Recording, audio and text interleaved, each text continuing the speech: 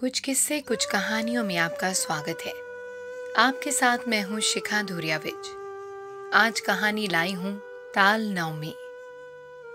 ये कहानी लिखी है बांग्ला भाषा के अमर कथाकार विभूति भूषण बंदोपाध्याय ने। आइए कहानी शुरू करें।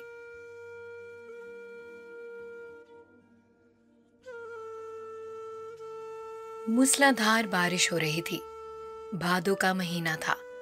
पिछले 15 दिनों से लगातार पानी बरस रहा था, जो रुकने का नाम नहीं ले रहा था। गांव के खुदीराम भट्टाचार्य के यहाँ आज 2 दिनों से चूल्हा नहीं जला था। खुदीराम मामूली आय वाला गृहस्थ था। खेतों से होने वाली थोड़ी सी आय और 2-4 यजमानों और शिष्यों के यहाँ से जो कुछ दान दक्षिणा मिल जाती थी, उसे उसकी गृहस्थी की गाड़ी किसी तरीके से खिंच जाती थी। इस भयानक बारिश में गांव के कितने ही घरों के बच्चों के मुंह में अन्न का दाना तक नहीं गया था। खुदीराम तो एक मामूली गृहस्थ था। यजमानों के यहाँ से जो थोड़ा बहुत धान उसे मिला था, वह समाप्त हो चुका था। भादों के अंत में जब किसानों के घर में नया धान आएगा, तब उसे भी कुछ मिलेगा। तभी उसके बच्चों को पेट भरकर खाना नसीब होगा। खुदीराम के 2 बच्चे थे, नेपाल और गोपाल। नेपाल की उम्र 12 साल की थी और गोपाल 10 साल का था। कुछ दिनों से पेट भर खाना न मिल पाने के कारण दोनों भाई चिड़चिड़े हो गए थे। नेपाल ने पूछा, अरे गोपाल, तुझे भूख लगी होगी ना? गोपाल मछली पकड़ने की बंसी छीलते हुए बोला, हाँ भैया। माँ से मांगता क्यों नहीं? मेरे पेट पे भी चूहे कूद रहे हैं। माँ बिगड़ती है, तुम ही चले जाओ ना भैया। बिगड़ने दे, मेरा नाम लेकर माँ से कह नहीं सकता? तभी मोहल्ले के शिबू बनर्जी के लड़के चुनी को आते देखकर नेपाल ने उसे पुकारा, अरे ओ चुनी, जरा इधर आ। चुनी उम्र में नेपाल से बड़ा था। वह खाते पीते घर का लड़का था। वह देखने सुनने में भी बुरा नहीं था। नेपाल की बात सुनकर वह उसके आंगन के बाड़े के पास आकर खड़ा हो गया। क्या बात है? अंदर आ जा। नहीं, अंदर नहीं आऊंगा। दिन ढल रहा है। मैं जटी बुआ के यहाँ जा रहा हूँ। माँ वहीं पर है, उन्हें बुलाने जा रहा हूँ। इस घड़ी तेरी माँ वहां क्या कर रही है? उनके यहाँ दाल दलने गई है। मंगलवार को ताल नवमी का व्रत है। उनके घर में दावत होगी। सचमुच? अरे तुझे नहीं पता? हमारे घर के सभी लोगों को न्योता दिया गया है। गांव के और लोगों को भी बुलाएंगे। हमें भी बुलाएंगे? जब सभी को न्योता दे रहे हैं तो तुम्हें क्यों छोड़ेंगे? चुनी के चले जाने के बाद नेपाल ने अपने छोटे भाई से कहा, आज कौन सा दिन है तुझे पता है? शायद शुक्रवार है। मंगलवार को दावत है। गोपाल ने कहा, कितना मजा आएगा, है ना भैया? तू चुप रह, तुझे अक्कल वक्कल नहीं है। ताल नवमी के व्रत के दिन ताड़ के बड़े बनते हैं, तुझे पता है? गोपाल को यह पता नहीं था, लेकिन बड़े भाई से यह जानकारी पाकर वह खुश हो गया। अगर यह सच है तब जल्दी ही बढ़िया बढ़िया पकवान खाने को मिलेंगे। इसमें देर नहीं थी। उसे यह पता नहीं था कि आज कौन सा दिन है, लेकिन इतना जानता था कि दावत मंगलवार को ही है, जो अब दूर नहीं था। जटी बुआ का घर पास में ही पड़ता था। नेपाल ने कहा, तू यहाँ ठहर, मैं जरा अंदर जाकर पता कर आऊं। उनके यहाँ ताड़ की जरूरत तो होगी ही, शायद वे लोग ताड़ खरीद ले। उस गांव में ताड़ के पेड़ नहीं थे। आगे मैदान में एक बहुत बड़ी ताड़ दीर्घा थी। नेपाल वहां से जमीन पर गिरे ताड़ बटोरकर गांव में लाकर बेचता था। जटी बुआ सामने ही खड़ी थी। वे उसी गांव के नटवर मुखर्जी की पत्नी थी। उनका असली नाम हरिमती था।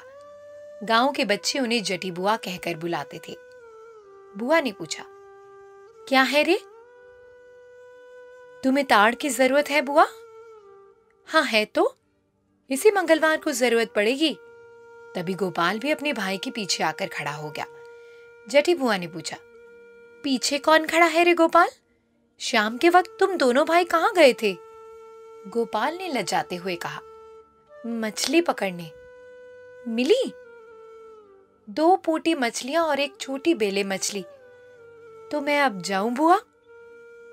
हाँ, अब जाओ बेटा, सांझ हो गई है। बरसात के मौसम में अंधेरे में घूमना फिरना ठीक नहीं है। जटी बुआ ने ताड़ लेने के बारे में विशेष आग्रह नहीं दिखाया और ना ही ताल नवमी के व्रत के सिलसिले में उन्हें कोई न्योता देने की बात कही। हालांकि दोनों ने सोचा यही था कि उन्हें देखते ही जटी बुआ उन्हें न्योते पर बुला लेगी। बाहर निकलते निकलते नेपाल ने एक बार फिर से पीछे मुड़कर देखा और पूछा, तू आप ताड़ लेंगी ना? ताड़?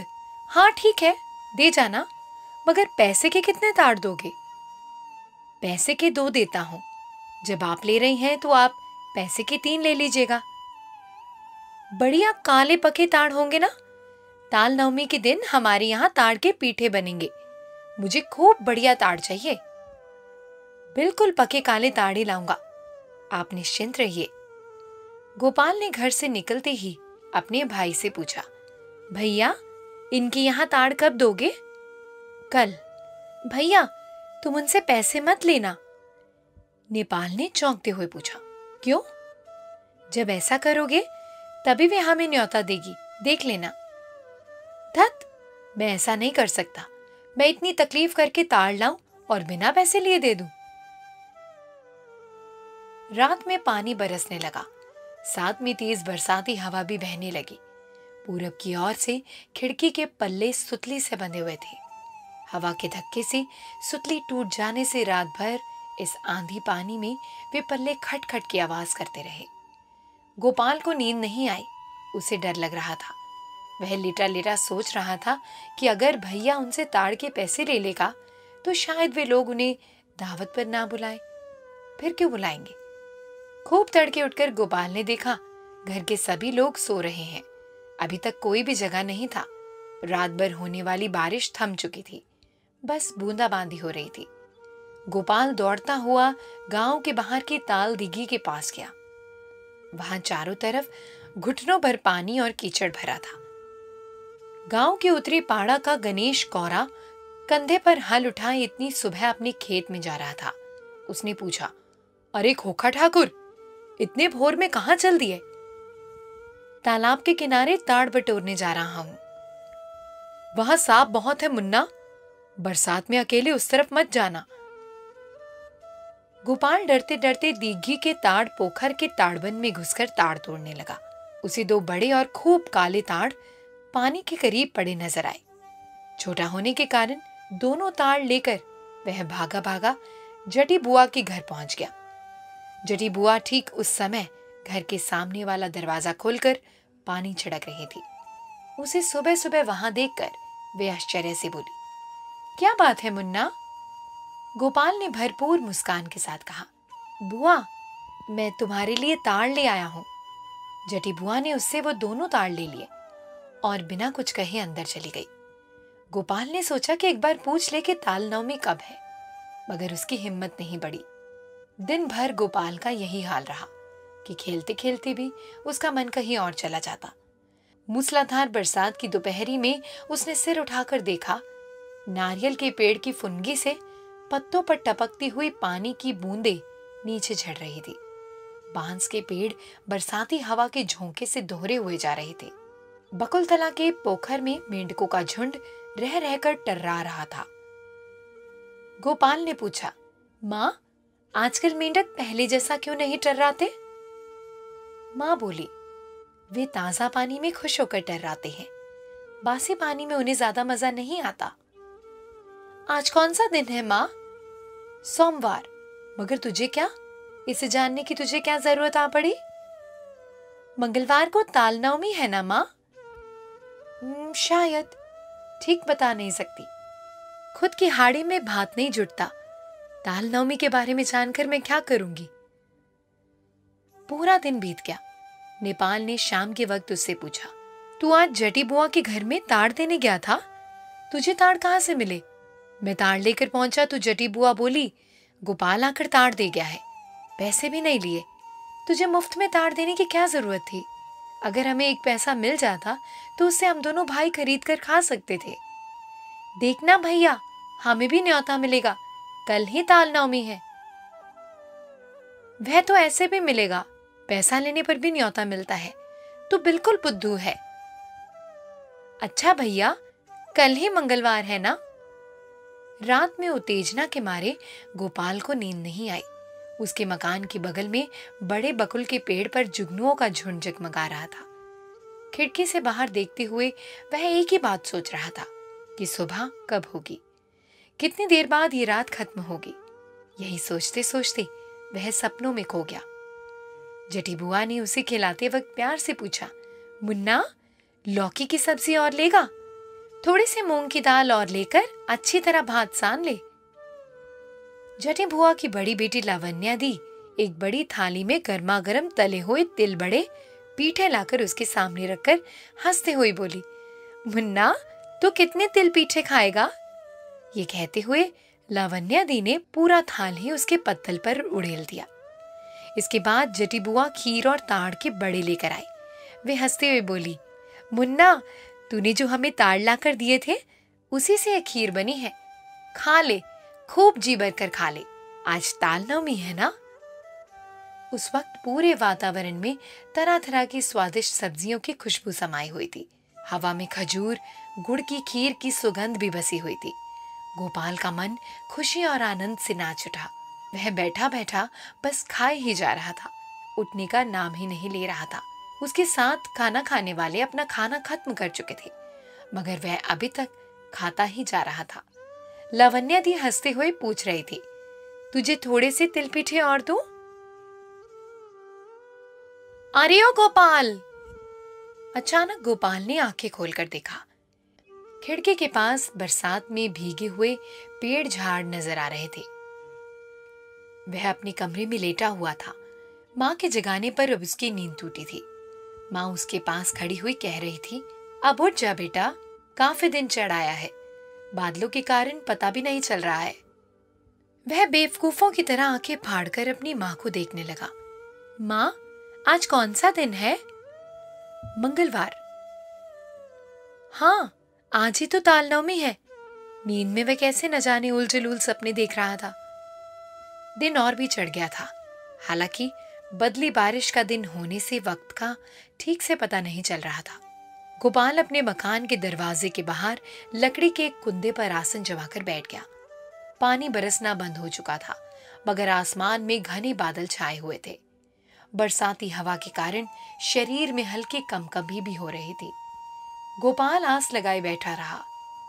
सोच रहा था, जटी बुआ के घर से कोई भी न्योता देने क्यों नहीं आया। दिन काफी चढ़ जाने के बाद उनके मोहल्ले के जगबंधु चक्रवर्ती अपने बाल बच्चों को लेकर सामने की सड़क से गुजरते हुए नजर आए। उनके पीछे राखाल राय और उनका बेटा सोनू था। उसके पीछे कालीवर बनर्जी का बड़ा बेटा पांचू और दूसरे मोहल्ले का हरेन। गोपाल ने सोचा, ये लोग कहाँ जा रहे हैं? उनके चले जाने के बाद थोड़ी देर बाद बूढ़े नवीन भट्टाचार्य और उनका छोटा भाई दीनू अपने साथ बाल बच्चों को लेकर जाते हुए नजर आए। दीनू भट्टाचार्य का बेटा कूड़ोराम उसे देखकर बोला, तू यहाँ चुपचाप क्यों बैठा है रे? जाएगा नहीं? तुम लोग कहाँ जा रहे हो? जटी बुआ के घर ताल नवमी के न्योते पर। तुम लोगों को न्योता नहीं मिला? वैसे भी उन्होंने कुछ गिने चुने लोगों को ही बुलाया है, सभी को न्योता नहीं दिया। गोपाल अचानक गुस्से और अभिमान से बौखला गया। वह गुस्से में उठकर खड़ा हो गया, बोला, वे हमें न्योता क्यों नहीं देंगे? सिर्फ तुम ही को दे देंगे। हमें भी जरूर बुलाएंगे, हम थोड़ी देर बाद जाएंगे। उसे खिजाने वाली कौन सी बात उसने कह दी थी, इसे ना समझकर कूड़ोराम ने हैरानी से कहा, अरे वाह, तू इतना भड़क क्यों गया? बात क्या है? उसके चले जाने के बाद गोपाल की आंखें भर आई। शायद इस दुनिया का अन्याय देखकर वह कई दिनों से इंतजार में बैठा था, लेकिन वह बस इंतजार ही करता रह गया। आंसुओं से धुंधली हुई उसकी नजर के सामने उसी के मोहल्ले के हारू, हेतेन, देवेन, गुटके अपने अपने पिता और चाचा के साथ एक एक करके उसके घर के सामने से होते हुए जटी बुआ के घर की ओर चले गए। शिक्षा, गरीबी और सामाजिक उपेक्षा एक दूसरे की सगी बहनें हैं। इस कहानी से हमें कई तरह के संदेश मिले। आवश्यकता से अधिक आशा किसी से नहीं रखनी चाहिए। समाज में लोग अपने स्तर के अनुरूप ही किसी से व्यवहार बनाते हैं। और रूखी सूखी खाए के ठंडा पानी पियो, देख पराई चूपड़ी मम ललचावे जियो। तो उम्मीद है आपको ये सब संदेश समझ में आए होंगे। इस कहानी में बस इतना ही। आपको ये कहानी कैसी लगी हमें कमेंट्स में जरूर बताइए। ऐसी कहानियां और सुनने के लिए हमारे चैनल को सब्सक्राइब भी कीजिए।